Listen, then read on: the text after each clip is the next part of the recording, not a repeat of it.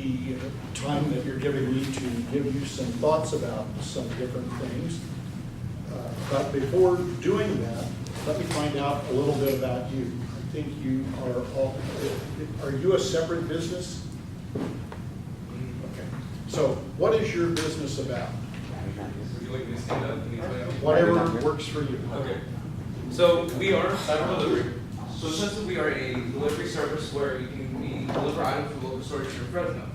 Meaning they say you want something from Walmart, Walmart, Target, whatever stores here locally you want from a certain store here in Fresno, we deliver to you within minutes. So we get our card, you make the order, we're gonna have an app. So you go in the app, go to the store, the items, and we deliver to you within minutes. And how are you structured? What do you mean, like position-wise? Yeah, I'd like to know who the positions are, Okay. and then are you incorporated? No. Okay, so my name is Gary Espinosa, I'm the CEO. I'm Tyler Aguilar, I'm the Secretary of Web Design. I'm Kaylee Strong, I am the CFO. I'm Money Potter, I'm the sales marketer. I'm Kate Terraces, and I'm part of the social media. Social. Okay. Could we go over here? How about you guys? Hello, I'm Rafael Gomez. I am the CEO. We are Nova Secret. And what our business is, essentially, we noticed that in the rapid informatization of our world, the small business was left behind. Often you won't be able to find out much on small business or it's inconsistent. So we will provide a website that will be an index for small businesses to provide their information to get it easily out to the customer, while having an engine that is easily searchable by whatever factors that the customers are looking for. In addition to this, if the small businesses pay for a more premium account, they get access to further features and tools that allow for better communications with their customer, access to useful data, and access to a cultivated community of fellow business owners on the website. So when you do this, let's say you contract with their company, et cetera, who owns the data? That we have not decided yet. We're still debating about which way it would be best to have it. However, mostly we're going to keep it to our company and possibly license out data to others, as well as given that we'll collect data depending on what people want. We'll have a lot of that data, given that people are going to go to our website for that, which will also be accessible to our users if they have one of the more premium accounts. Okay. And who is your team? Gabriel Martinez. That's the CFO. Elizabeth, I'm the sales marketer. I'm Amaya, I'm executive assistant. I'm J.D. Gova, and I'm the secretary. Thank you. Could we hear about yours? Our company is called Vivent. Pretty much we just take out the middleman between the artists and the venues. Like, we promote artists to venues, and the venues can hire the artists from our website. And what kind of artist? Like a painter, musician, like a comedian. And who is your team? I'm William Anderson, the online marketer, I'm the web developer, Nice. Vanessa. and our CEO is not here tonight. Thank you. Guys?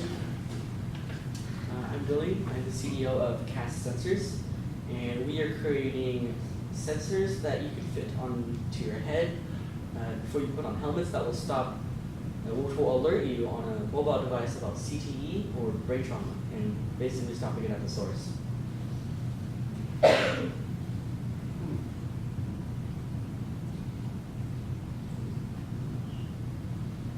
Are these sensors already in existence? We have not created a prototype yet. Okay, so you would be doing the medical engineering. Does your kind of product require FDA approval? It most likely will. Most likely will. Okay, well, thank you. Who is your team? I'm Luis Saints, I'm the CFO. I'm Ira County, the online marketer. I'm Alison, I'm the secretary. I'm Alex, one of the web designers, and our absent person is also a web designer. Well, as Mr. Mason mentioned, my name's Riley Walter. I've been playing around in the entrepreneur space for a number of years. There used to be an entity here in Fresno called Central Valley Business Incubator. It was out by Fresno State, but not on Fresno State. It was a office building, and people would apply to become a member, and then they would get subsidized rent while they worked on developing their product or their business, etc. And so we would have lectures about legal-related things, accounting-related things, finance-related things, etc. And it was an opportunity to have a sort of, I'll call it comforting space for startup businesses to kind of come together. Bitwise has a little bit of that downtown. And then in addition, I am still part of the Laval Entrepreneur Mentorship Program. If any of you end up deciding to go to Fresno State and you major in entrepreneurship, look that program up. It's a group of 30 people each semester. You sign up for 2 semesters, and every Friday from 1 to 3, you go to the Lyle Center, and the community brings in someone that talks about a different aspect of business or business success, and then there are field trips, etc., and you learn all kinds of skills. It's just a great program. So I've been playing in the entrepreneurship area for a long time, but in my day job, that's not what I do. I started out, I went to Cal Poly, and then I taught at Cal Poly for a number of years. While I was going to law school, I became a lawyer, passed the bar, and I came back to Fresno to work for a federal judge. And I specialized in business problems, also known as bankruptcy, insolvency, receivership, etc. So my job is when a company or individual has a business-related problem, that many times they'll come in to see someone like me in an effort to help them prevent bankruptcy, or if they can't prevent bankruptcy, to use the bankruptcy process as a tool. So I've done between 3,500 and 4,000 cases of all kinds of businesses. I mentioned to the class before you that in the last 3 years, I've done 83 or 84 big dairies. I'm right now working on a hospital case for the district in Tulare. I've done big trucking companies, I've done medical practices, I've done insurance subsidiaries, food processors, wineries. Right now I have one that I'm starting to work on, which is a bakery that delivers product all over the western United States. I've done developers, contractors, gold mines, you name it. I've done funeral homes, churches, so I've done just about every kind of business venture you can think of. And again, my objective is to help people avoid failure. And so that's what I want to talk about for just a minute. I wanted to talk to you for just a few minutes about business failures. And these aren't necessarily in order of priority, but they all kind of fit together. The first one is the wrong kind of financing. I didn't ask how you were going to finance your businesses, but when I was your age and someone said they're going to get a loan, I thought of a loan's a loan, right? Well, they're not. Loans to a banker are products. So when you come in to see the banker might look at your financial statement, look at it a little bit and say, we can offer you the following. And you think, they're going to give me a loan? I'm going to take a loan. Where do I sign, right? Well, don't. You got to figure out, is it the right kind of loan? Is the term the kind of term that you need? Is the payment going to be made when you can afford to make the payment? Is the interest rate comparable to what it was for somebody else? Is it a government loan? Does it require a guarantee? What kind of collateral? So don't just think a loan is a loan. Loans vary greatly. They vary by who's making the loan, to the kind of entity the lender is, etc. So getting the wrong kind of loan is a problem. Also, in most of your businesses, presumably, you would really like to have some investors. And an investor is not a lender.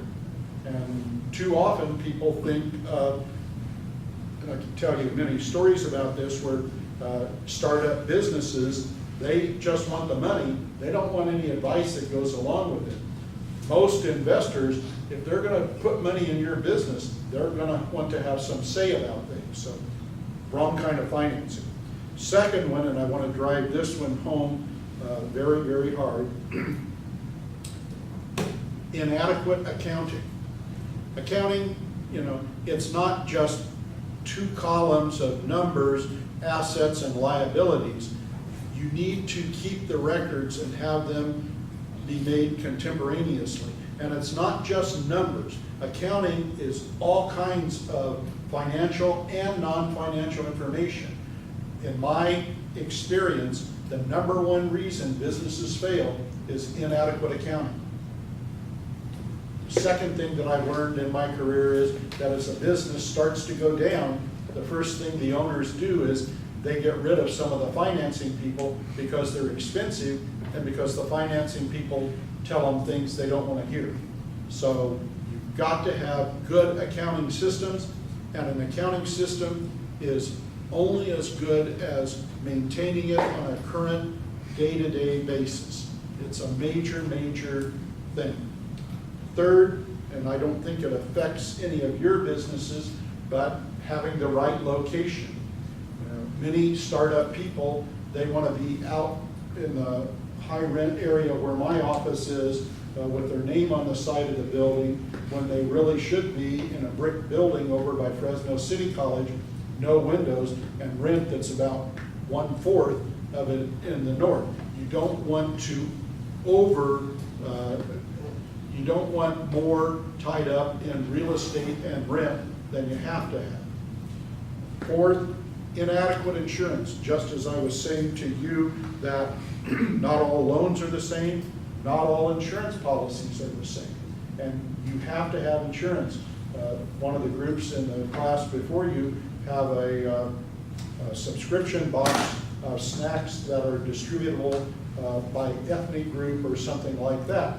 And I thought that was a neat kind of idea, and I was mentioning to her at the end of the thing about, well, what kind of insurance? If you put a banana in a box that makes her ill, what kind of insurance do you have to protect you? Did you know that there was such a thing as product recall insurance? Probably not. We're all concerned anymore about identity theft, right? Okay. I found out earlier this week, one, I was pleased to know I already have it, but two, I found out that you can buy identity insurance riders on your insurance policy for about $25 a year. That's a pretty good deal. Did you know they had that kind? Probably not. I could go on and on and on about the kinds of insurances that you may or may not need. You can be insurance rich and you can be insurance poor. You don't want to be buying insurance that you don't need. But if you need it, you don't want to be cheap about getting it. You can think, well, that will probably never happen to me. It does happen. Back to accounting, one of the other major things that I see all the time is lack of controls. The example that I give you is I've done all those dairy cases, and dairies, they've got three big problems. If the price of milk is low, they got a problem. If the price of feed is high, they got a problem. And the other one that I've seen in this industry more than any other industry in my career, and that is embezzlement. And it happens because the dairyman or dairywoman is busy taking care of the herd, dealing with all of the regulatory issues, hires a person to be the right-hand person in the business and says, get the money, get the mail, deposit the money, and pay the creditors. And more often than you want to know, they embezzle the money by setting up a dummy company, and they're sending money to a company that they own. So back to accounting, you must maintain accounting controls. You never want the same person receiving the money that's sending the checks out. That's a perfect way to get ripped off. Bad management. Bad management is another reason businesses fail. That won't surprise you, but it comes in many different varieties. Stupidity is one. That happens. Lack of experience happens. That happens. But substance abuse, gambling, those are major reasons that businesses go under. Personal issues, divorce, disagreements among the owners, bad management. One that you probably haven't thought much about is the failure to pay taxes. For example, I have 23 people, we pay them twice a month, and so if you work for me, then out of your paycheck this week, I'm taking $74.10 that I'm supposed to send to Sacramento to the state government on payroll taxes. But I know that I have 3 months, actually 75 days, 2 months plus 15 days to make it up. So if I'm a little short in paying my fuel bill to your company, I'm just gonna take your money, I'm gonna use it to pay you, and I'm gonna catch up with the government a little later, maybe. And it can add up to, I've had them as high as 800, I had one at 3 million once. That's a mistake because that tax obligation won't be wiped out by a bankruptcy. Lawsuits. In California right now, 1 in 8 businesses will be sued this year just on account of labor law violations. There are wage and hour regulations, break regulations, donning and doffing kinds of things. I have one, a big almond processor in the North Valley, and they had a beautiful facility. You would drive in, you'd get out of your car, you'd go to the company, then they had a locker where you would change into the sanitary clothes, and then you would walk the length of the football field to the other end of the processing thing, and you'd start your job. Sounds reasonable? Yeah? Well, they got sued. Why? Because people weren't being paid for walking to where they start their job. Now, you can say that's stupid, or you can say that's fair, whatever it is, but it's a rule. And if you don't follow those rules, it can be horrendous. One other example, I'm sure some of you have a paycheck, and you know that when you get the paycheck, you got the check and the check stub, right? Do you know that if that pay stub does not have 11 different items of information, specific information, the employer can be fined $50 per employee per pay period for up to 3 years. It can add up in a dramatic way. That's risk management. You have to pay attention. I'm on the board of a hospital, and it was sued for $108 million. Because if you've got 3,000 employees and you left it off the check stub for 3 years, it adds up awfully fast.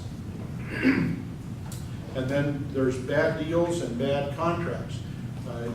You're young, you're exuberant, you're ready to go. When you go to make your pitch to the first customer and they say, we'll do this, you're probably going to jump all over yourself saying, where do I sign? Where do I sign? Where do I sign? Stop and think. You can make a bad deal. You got to know what you're doing. And you also have to document whatever deal you do make. Does it require a promissory note? Does it need a loan agreement? Do you need a contract? Is it a supply contract? What's the duration of the contract? What's the penalty? You know, you've got to pay attention to those things. So that kind of ties to something else, and I think I asked your group about what kind of business formation you are. Are you incorporated, not incorporated? That's because one of the first things that you have to figure out if you're sincere about your businesses is how are you going to organize? Are you going to be a corporation? Are you going to be a partnership? Are you going to be a limited liability company? Are you going to be unincorporated? Are you going to be a sole proprietor? There's pros and cons to all of those, but I will tell you that you probably do not want to be just a sole proprietor, because if you're just a sole proprietor, you don't really have anything for people to invest in, and it also can limit your ability to finance and move money in various different ways. And I implore you not to ever go into a partnership. A partnership is the worst possible form of business organization unless you're absolutely irrevocably, totally sure that you're always gonna make money and you're always gonna get along with your partners. So using you, the 5, 6 of you, you decide you're gonna organize as a partnership. And you're off on spring break and you're off doing something and he's left in town and he says, hey, there's a chance for us to rent this property. It's a great deal. I'll just sign us up. Well, okay, he signs you up. He didn't ask any of you, you understand. You have a partnership agreement. He's the managing partner, so he can go out and commit each of you in your credit. So if that lease were then to be breached, you're on the hook, each one of you. So you might be better off in your business formation looking at either a corporation or a limited liability company. And there are pros and cons to both. But if your business is going to end up taking investors in, you're almost certain to need a corporation. So do you need a corporation to begin with? Maybe not. But if you're going to be a business of any significant size, you do need to have a proper formation. I've already talked about risk management practices, talked about solid contracts. For intellectual property, you've got trade dress, trade secrets, patents, copyright. Each one is a little different, and to protect that right, it takes eternal vigilance. You have to stay on top of it all the time. If someone is infringing on your patent, you've got to take action right away. If you have a great idea, trade secret-wise, maybe you don't want people blabbing about it. That's why I asked you the question about who owns the data. I'll give you an example. The other day, my wife went to Massage Envy in the north part of town, etc., and she was telling me about the form that she had to fill out, etc. Actually, that's not true. It was at a massage place in Denver 2 weeks ago, and it went through and it, do you have glaucoma? Do you have this? Do you have that? Do you have this? Do you have that? It's like if you went to the doctor's office and fill out that big long list. And I said, to get a massage, you fill that out? Well, they sell your information. So whose information is it? If you don't want your information being sold, you got to protect it. Okay? And then a big one in my mind is you have to have a plan. What is your plan? Let's use your business now. You were in the artist promotion kind of business. Let's say it's a huge success. What are you going to do? What's your plan? You're going to sell? You're going to franchise? You're going to liquidate? You know, you never want to start a business without knowing how you're going to get out of that business. Sometimes you have to roll up into bigger and bigger and bigger and bigger. Other times you get it to a certain size and you sell it. And you got to be watching things like there are business valuation experts that will tell you your business is worth 4 times your annual revenues, or your business is worth 2.5 times your annual revenues. You need to know those kinds of things because you can manage your business to get a better number. For example, all of my farmer clients, they deduct the dog food. Why? It's for security.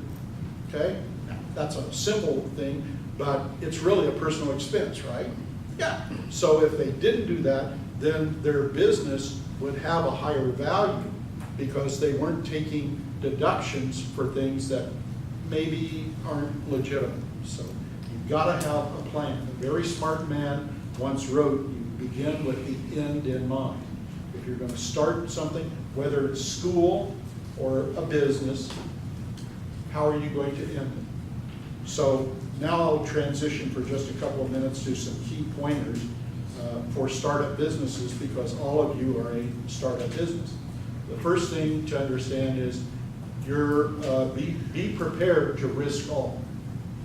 You're going to risk your credit, you're going to risk your health, you're going to risk your sanity, you could be risking a spouse, etc., because to get a startup business up and off the ground, it takes incredible intensity, commitment, dedication.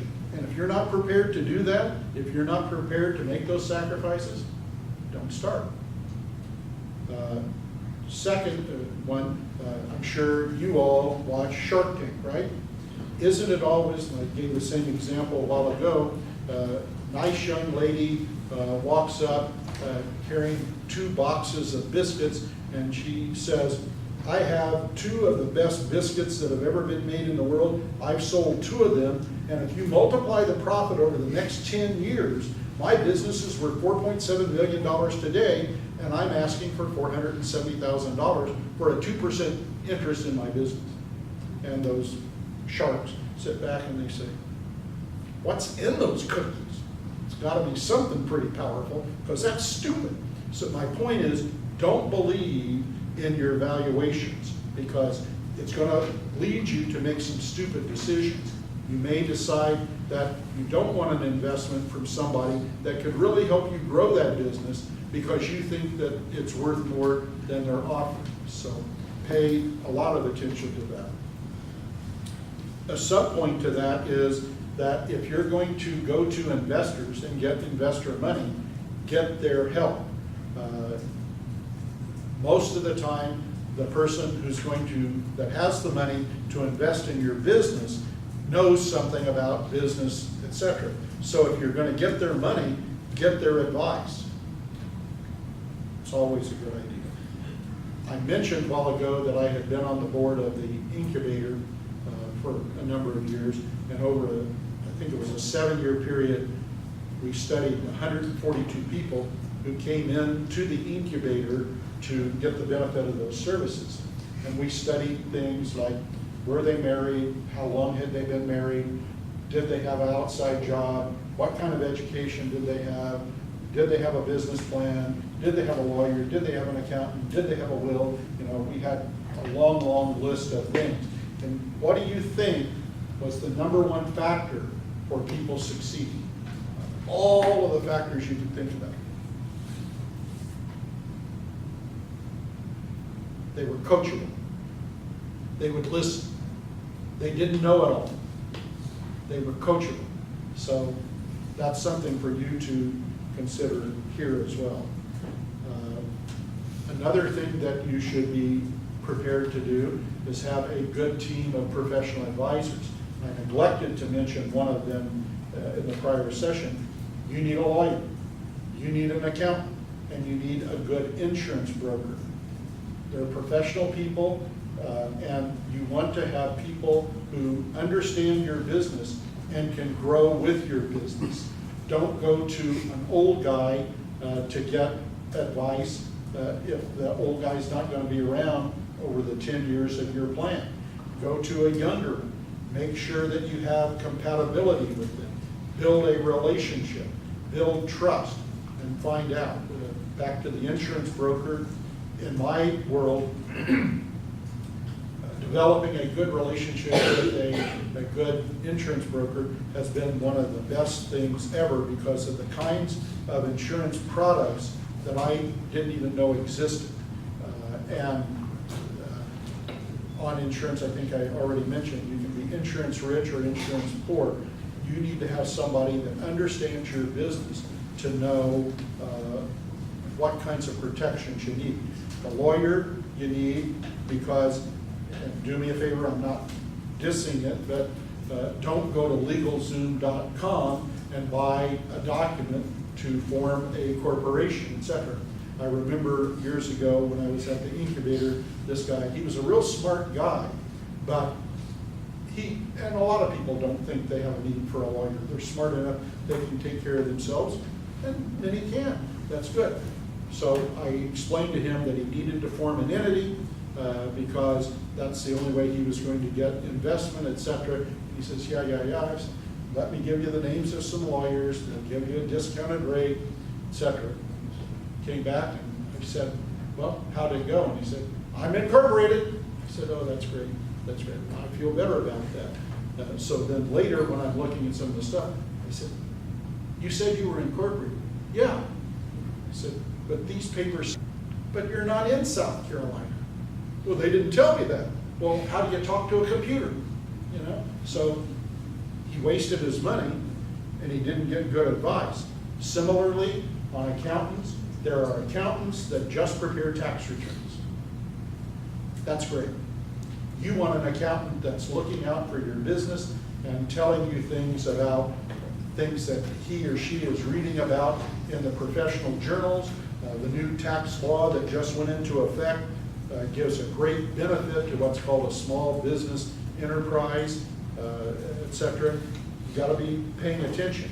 You don't want an accountant that you're just gonna see once a year when you leave off your tax papers. Record keeping priority, I've already stressed that several times. You've got to keep the records straight. It gets out of control very, very, very fast. The laws have to be followed. Again, I mentioned 1 in 8 California businesses are likely to be sued this year over employment laws. That doesn't take into consideration those that are going to get sued for environmental laws, improper waste disposal, failure to pay taxes.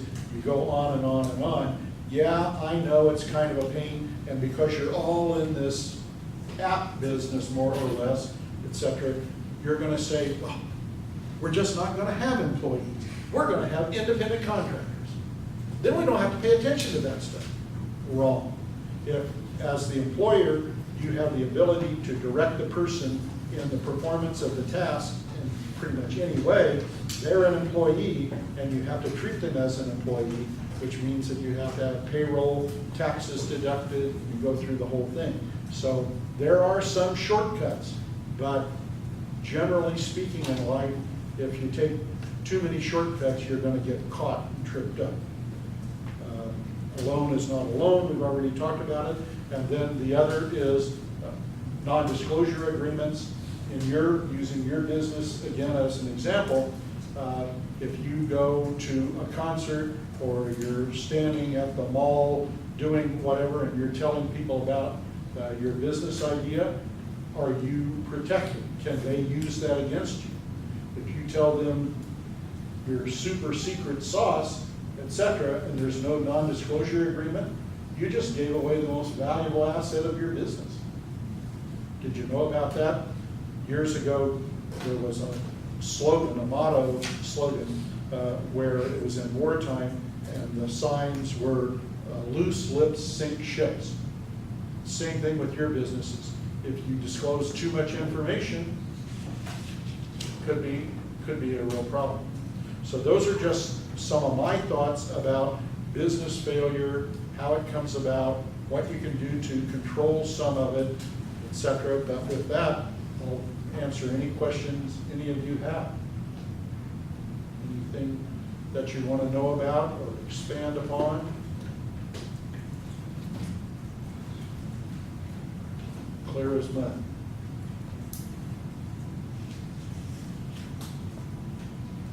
Yes, ma'am. How much would it cost me to lower, like, 3 times every 6 months? It depends. It depends on the nature of your business and the stage that your business is in.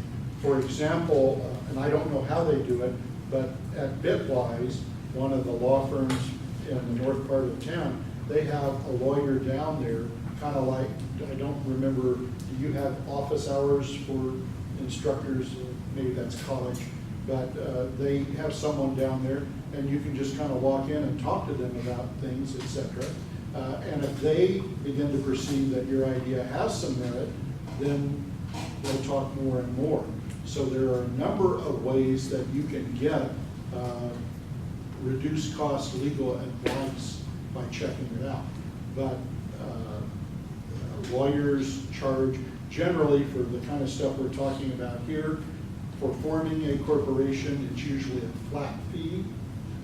For other kinds of things, it's an hourly consultation. Now, on that point, I'll give you one other bit of advice. that almost no one follows, and that is, if you're gonna go see a lawyer or you're gonna go see an accountant, write the questions down before you get there. And if they will go along with it, send the questions in even before. It will make your use of your time more efficient, their time more efficient. And, you know, I always like to tell about the lawyer that charges $25 a joke, because first time you go into the office, he shakes your hand and offers you coffee, etc. The clock is running, and you're paying for it. So maybe you want to pay the lawyer for chit chat, maybe you don't, but be organized and be prepared, and that will cut your legal bills down a lot. Yes, sir. If someone has a product similar to ours and they're more, how can I say this, bigger than us, what can we do? Well, it depends on how unique your product is and whether it's protected by any one of the 4 or 5 kinds of intellectual property. You need to be aware of it. I mean, I had one when I was a baby lawyer where Robert Redford was a big deal about that time. There was a movie called Sundance, and that was a big deal, so he named his company Sundance such and such. And he found out somebody else in the same town was doing business as Sundance something or another. So they got in kind of a contest of wills about, I had it first, no, I had it first, no, I knew it, back and forth. Well, they could have done a search before they picked the name and avoided some of that problem. In your case, if it's, say, something that's subject to a patent, you need to run a patent search before you do anything to make sure that you have something that is protected. So it depends on what the idea is. I'm working on one right now, which is weird. I do a lot of farmer cases. And the issue is that there are intellectual property that's buried within equipment. For example, a friend, client, has a $200,000 tractor that runs on GPS. It doesn't take a driver, okay? So that's a really good kind of thing. But, so he owns the tractor, but he has to have a separate licensing agreement on the GPS system that operates that tractor. He didn't know that when he spent $200,000 on that. I have another company that does meat packing, and believe it or not, there's an application that when you cut the cow in half and you put it on the conveyor to send it through the slaughterhouse, there's a thing that will take pictures that will tell someone how to cut that half of beef into the maximum number of cuts of meat. That's great, except my client didn't have the code to the product and the company went broke. So they can't even operate. So it's not just your intellectual property that you have to protect. It's intellectual property that you use that you have to make sure that if it's critical to your business. One other example, the hospital case that I'm working on right now, it's very complicated, but they spent $4 million on a record-keeping system. And to make maximum effect of that business, that product, there's what we call a bolt-on, which is another company that has access to the data to tell you who has paid and who hasn't paid. So we've gone to great lengths to straighten out the contract with the main provider, but we can't get the information on the stuff in there because they didn't reserve the right kind of right. So the company can hold us hostage for hundreds of thousands of dollars because the prior management didn't think to protect that. So you have to be very mindful of that in your own businesses. Can you do patent searches online then? Yes, you can do patent searches online. There's a fellow, actually it's an interesting question, and I don't know the man, but he's got kind of like a specialty. More patents come out of Fresno than almost anywhere on the West Coast. And it's because there's some guy here, and he does like 400 a year. It's just incredible. And there are some good very competent patent lawyers around, intellectual property lawyers around, and I mentioned to Mr. Mason that I can give him the names of some. And I don't know if you've already had a presentation on you know, patent pending and protections and reserving the name, etc. I'll give you one other story. I've never done one before. I am representing a company in Mojave that's in competition with Richard Branson for the space tourism. So I'm working up my stuff trying to figure things out, and I find out that the biggest asset of the company is a certain kind of intellectual property dealing with a kind of propulsion system in a jet engine, etc. And what's interesting is that the reason it's now gone up in value is that a very, very, very, very large, prominent such business in space tourism in the near Cape Canaveral, Cape Kennedy in Florida is infringing on the patent. And so we have to bring an action, a lawsuit, to make them cease. And they're going to have a problem because they have a government contract that they have to get their space vehicle in the air by a certain date. So in that case, we're going to make them pay big money because they didn't protect. Where can we start to look for these kind of people that can help us with our business? That's a very good question. Believe it or not, there are people around who really applaud you guys for being in entrepreneurship. We know that you're the future, and so there are just a number of places. There's one called the Lyle Center at Fresno State, and you can make contact with the Lyle Center, and they have people that can help you. There's something called New California Ventures. It's a angel investing fund that's put together by the Fresno State Foundation. They evaluate deals and they will make early seed investments. There's Valley Ventures, which is an angel fund here in Fresno. There are people at the SCORE, something Service Corps of Retired Executives. They will make resources available to you. So there's a whole list. There's an SBDC in the area. It's headquartered now at UC Merced, but there are resources. Just do a little bit of internet searching, and you'll find that there are a lot of resources available to you. They're not always easy to access, but they're out there. And what you're really looking for is if you can get a mentor that really understands your kind of business. Most of the people my age, they're not going to fully understand exactly what you're doing, and they don't need to. They know enough about business that they say, I think you ought to call blank. He's in my Rotary Club. Let me ask him if he'll sit down and talk with you for a few minutes. Or, my insurance broker is such and such. I'll have you call him. People want to help. They want to see you succeed. Yes, ma'am. Okay, as a business, what can we prepare ourselves for going to the entertainment business? I'm sorry, one more time. What can we prepare ourselves for going into the entertainment business? Egos. What, egos? Egos. Huge egos by performers.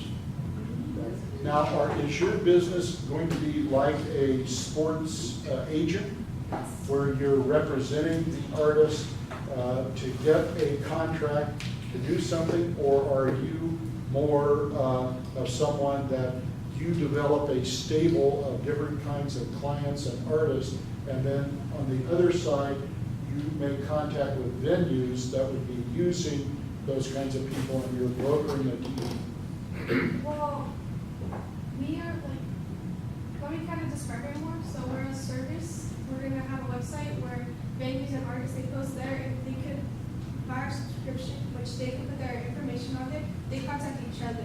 But we're not going to go and make them contact them. But we're just having their information on there. so that they don't, artists don't have to get a manager and venues don't have to go find people to like come and play at their like venues. How do you get paid? How do we get paid? They buy a subscription and put their information on our website. So they prepay, both prepay to be on your website? Yeah, and then for the community, we're gonna have like, tickets, we're selling tickets for them for the community. And then we're gonna have, like, we're connecting with our community by having a calendar which shows them what is playing this day, that day, what's happening in Fresno. So, in your system, the artist can look at the website, or the venue can look at the website, but the public can't look at it. Yeah, Okay. And what do you do when the performer doesn't show up? when the performer, then I guess we're back to, I don't know, we have to talk about that. Do you have insurance?